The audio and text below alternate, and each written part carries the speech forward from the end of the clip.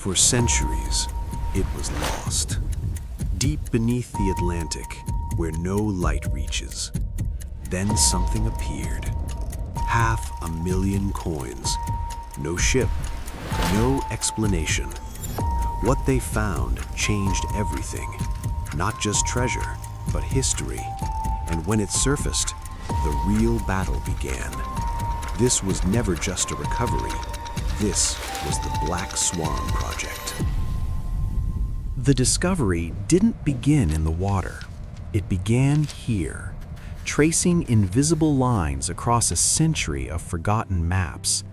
They weren't looking for just any ship.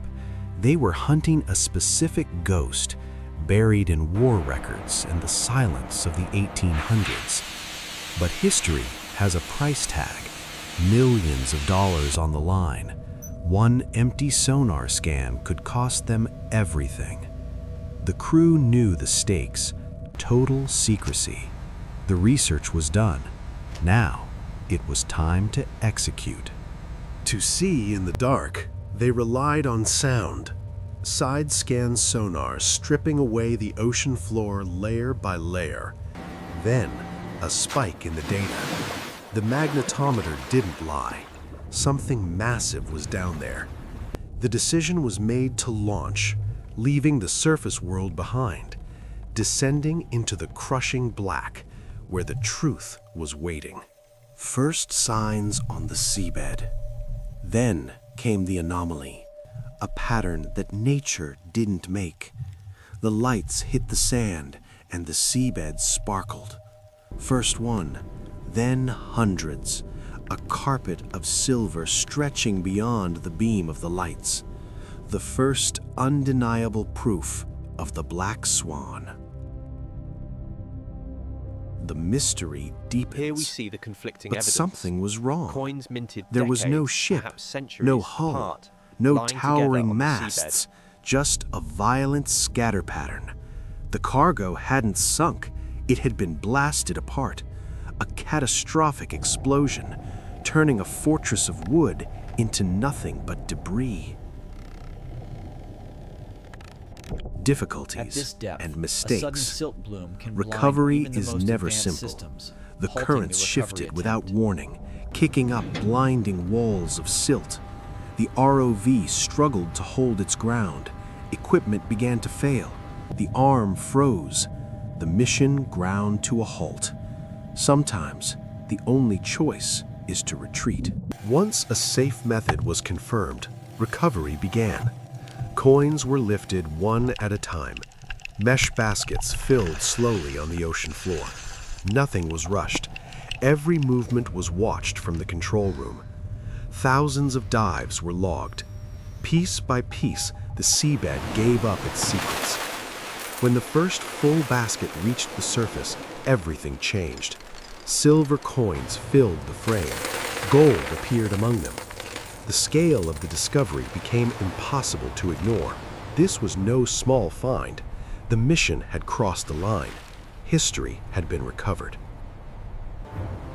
The recovery didn't end at sea. It disappeared into the shadows.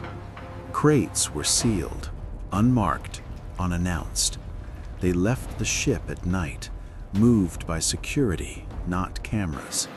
By air, the cargo crossed borders. No press, no records. Inside secure facilities, the crates stayed closed.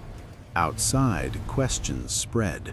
Rumors filled the silence, and attention shifted to who truly owned what was taken from the deep.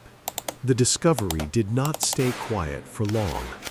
Attention shifted from the ocean to governments. Spain stepped forward with a claim. The treasure, they said, was not abandoned. It came from a Spanish warship, a naval frigate lost in 1804. That claim crossed borders and entered the U.S. legal system. Courtrooms replaced control rooms. Silence replaced machinery. Lawyers studied maritime law, centuries old but still powerful. Months turned into years. The case refused to fade. Tension reached beyond the courtroom. Even at sea, nothing moved freely. The ruling came without drama, only authority. The recovery team listened quietly. The decision was final. The treasure was declared sovereign property, protected by international law. Control changed hands. The mission was no longer theirs. The order was clear. The treasure had to be returned. Crates were sealed once again, this time for a different journey. Under strict supervision, the cargo left by air. No celebration, only responsibility. At dawn, the aircraft touched down in Spain. History was coming home. The treasure was moved carefully, not as wealth, but as heritage. Experts began preservation work, each coin treated as evidence of the past. Behind glass, the story continued, open to the public, not the market. The value was no longer measured in money, only in meaning.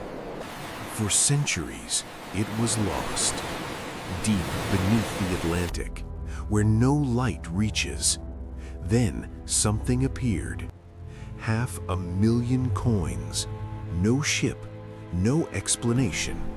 What they found changed everything. Not just treasure, but history.